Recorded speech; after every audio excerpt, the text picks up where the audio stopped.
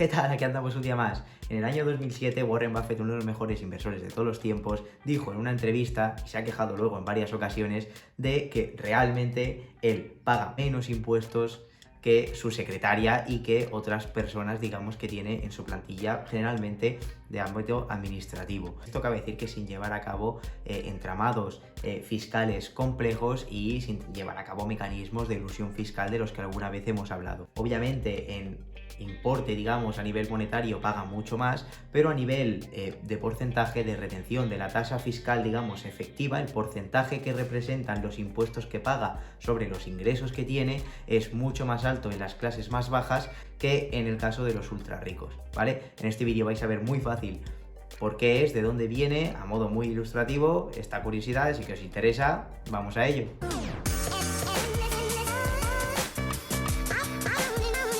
Vale, el propio Warren Buffett y personalidades famosas dentro del ámbito de la educación financiera como Robert Kiyosaki insisten mucho en generar activos. ¿Qué es generar activos? Es invertir tu dinero, gastar tu dinero en algo que te siga generando un dinero por ti. El ejemplo más fácil que podemos ver aquí en este caso es el invertir en acciones. Si inviertes en una empresa, pues esa empresa, esa acción puede ir revalorizándose en el tiempo, puede incluso ir pagando unos dividendos que te hagan obtener unas rentas. El caso de generar pasivos, que sería lo contrario, adquirir algo que luego no te genere ingresos y que incluso te haga entrar en más gastos, como el caso puede ser un coche. Cuando te compras un coche, es lo típico que se dice, te compras un coche y sales del concesionario y ese coche vale menos. Luego incluso pues ese coche tiene unos gastos de mantenimiento, tiene unos gastos anuales y luego tiene unos impuestos de circulación, tiene un seguro, etcétera. O sea, estás adquiriendo un activo que en el mismo momento en el que lo adquieres ya vale menos y que luego encima requiere de un mantenimiento, ¿vale? Eso es algo que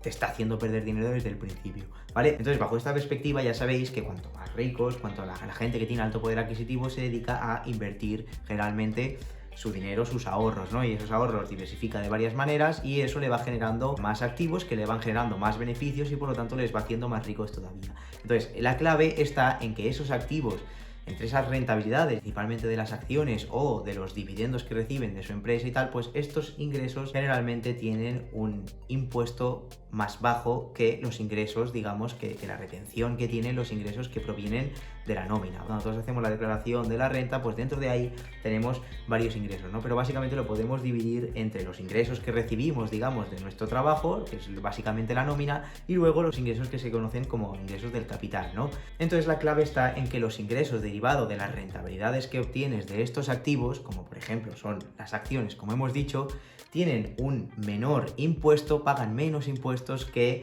los impuestos, digamos, que tenemos que pagar por nuestras nóminas, por los impuestos de la renta que se conocen. Entonces, ¿qué pasa? Pues que los ultra ricos generalmente su base de ingresos está en esos activos que generan. Entonces, si, por ejemplo, en el caso de Warren Buffett, los ingresos que tiene Warren Buffett vienen de la revalorización de sus acciones y luego también pues viene de otras acciones que tiene invertidas dentro de su propio fondo. Entonces, básicamente, si pudiéramos ver la declaración de la renta de Warren Buffett, veríamos como la mayoría de sus ingresos obviamente vienen de las inversiones que tiene. Él tendrá obviamente un sueldo dentro de su empresa, dentro de Berkshire Hathaway, pero realmente sus ingresos, su mayor parte de los ingresos vendrá de estas rentabilidades que decimos sobre el capital mobiliario. Entonces, en un ejemplo muy gráfico que podemos ver aquí ahora, vamos a ver el ejemplo de dos personas que tienen unos ingresos cada uno de 200.000 euros al año. Por ejemplo, estamos poniendo un ejemplo muy básico, ¿vale? Una persona que recibe 100%, estos 200.000 euros los recibe 100% de su nómina, pagaría alrededor de un 45%. Tened en cuenta que no soy experto fiscal, pero más o menos se paga alrededor de un 45% si tus ingresos vinieran 100% de la renta, digamos, de tu nómina, como hemos dicho.